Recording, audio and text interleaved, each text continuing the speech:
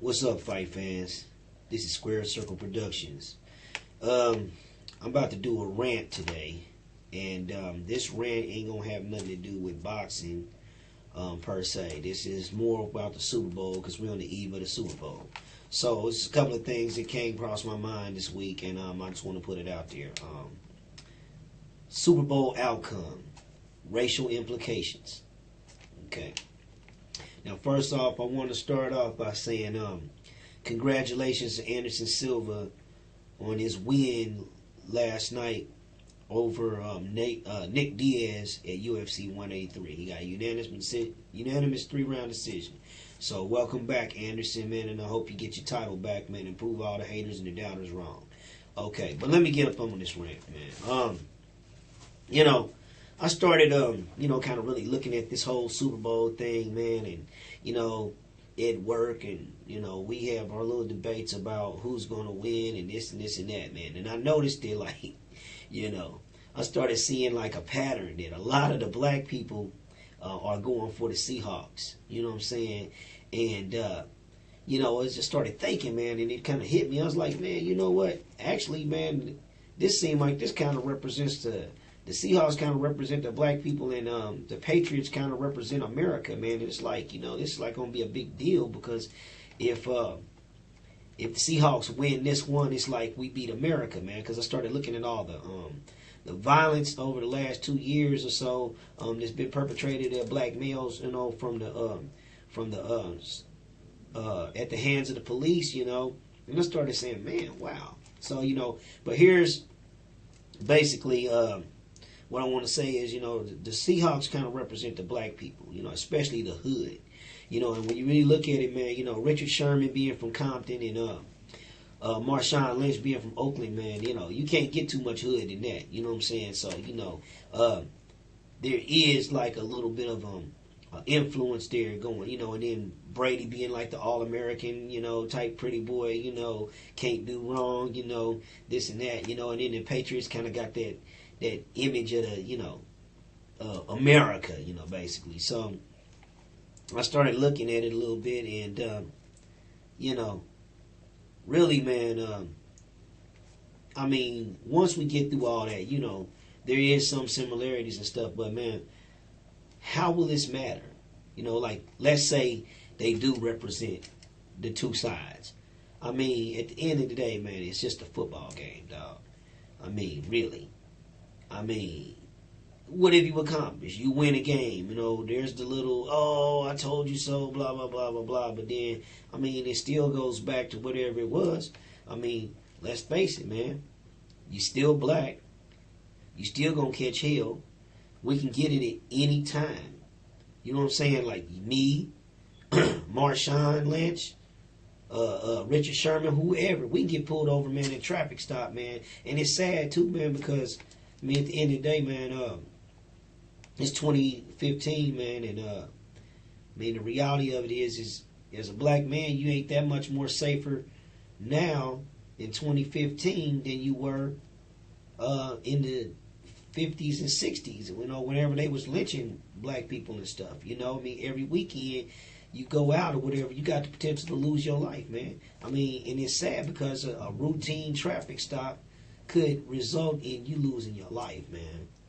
Real talk, man. I would just say, man, right now, I would just, man, really personally, I would just put my hands behind my back and lay down on the ground, man, when they come to me. Real talk, man, because I ain't trying to die. I got people that love me, and I got people that I love, man, that I want to get back home to. So I ain't got time for that foolishness. But it's just sad that we still have to kind of go through some of this stuff, man. There's point and counterpoint to that. I'm not gonna get too deep into that, but I just want to say that at the same time, even if they do represent the black people, we still ain't safe in this country for real. We still got an issue to go out there. We're gonna get treated a little bit different. We're gonna get killed, man. We can get killed, man. Any kind of aggressive behavior, man. A lot of people is taught to trust the police, but the police are trained not to trust you. They don't trust nobody. That's their training. So if you start making too many aggressive moves, and especially you being black, you already profiled as being a little more excitable, a little more violent, or whatever the case may be. So they're gonna automatically, anything you do is gonna be multiplied and exaggerated. You know what I'm saying? Which could already, a lot of times they could already be coming with a ready for anything you might bring. You know, so it's not really cool. But I mean, that's just the world we live in.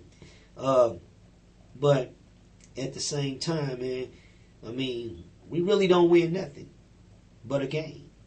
You know, 'cause like I said, any one of us could lose our life on a routine traffic stop over something stupid, and it really ain't even much justice gonna be served afterwards. You know, I mean, we keep seeing that with the Trayvon Martin thing, with the Mike Brown thing. A lot of this stuff, man, it just don't even make no sense.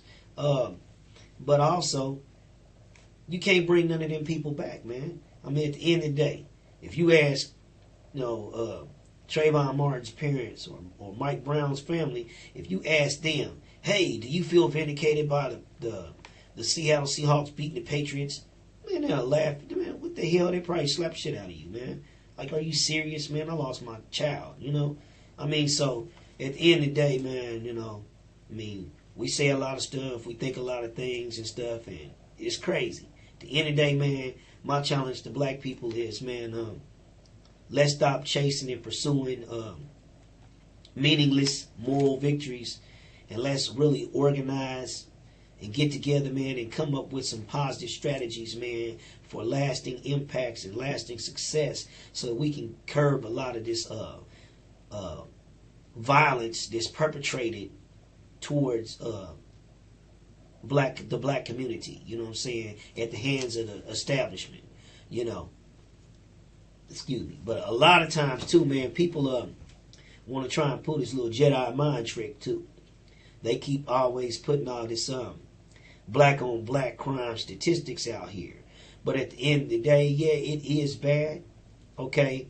And people say, well, you know, y'all want to go off about them killing us, but we kill us and and we don't never do nothing, you know. And that's BS. First of all, we do things. Okay? You got every city, every major city in the U.S. got activists. You know what I'm saying? In Kansas City, we got Ron McMillan, and we got Washington, Alonzo Washington. We got people, man, that work.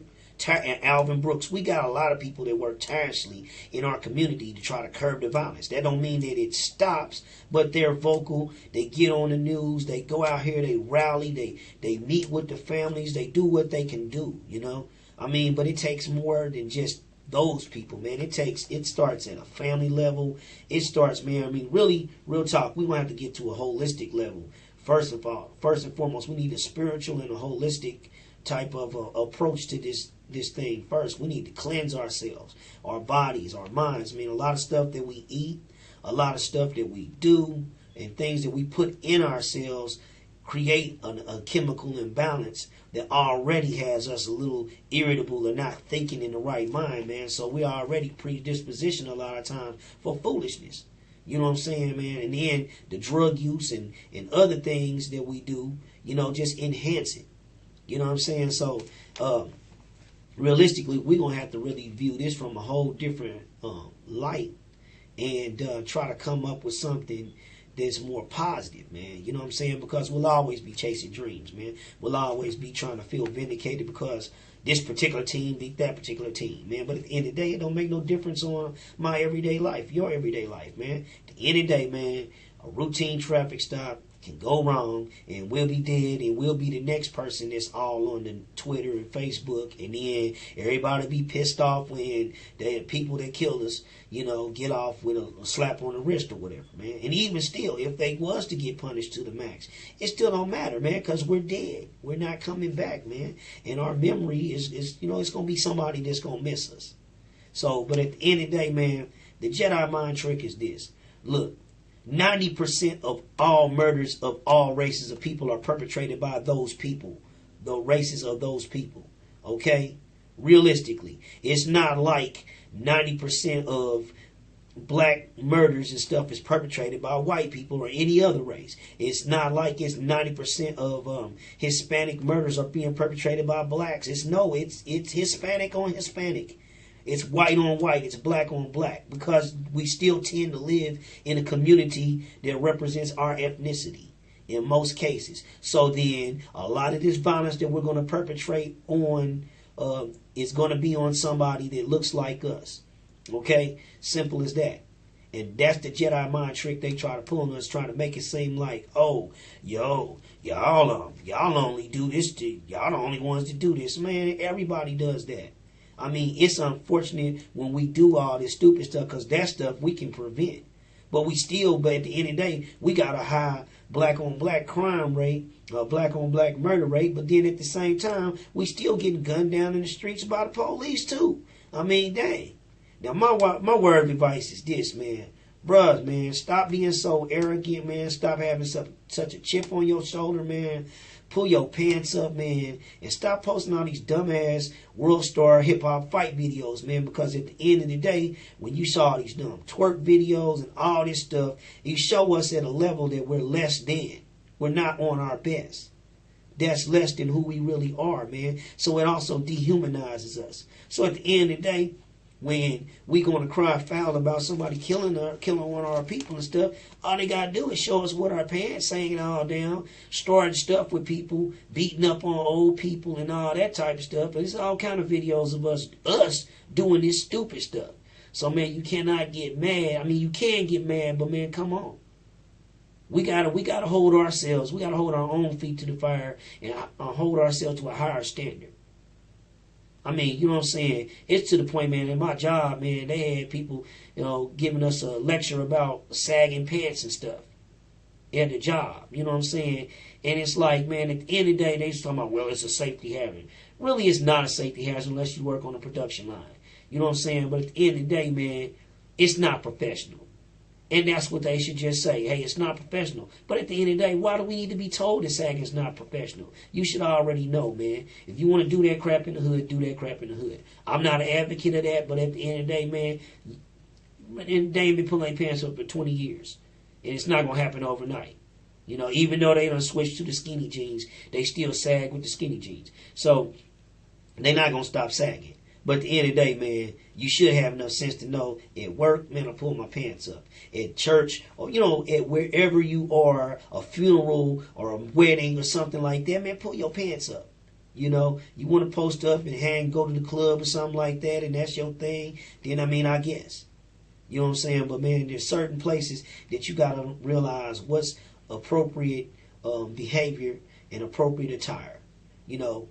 And stop glorifying a bunch of senselessness and foolishness, man, and start conducting ourselves like men and women, young men and young women.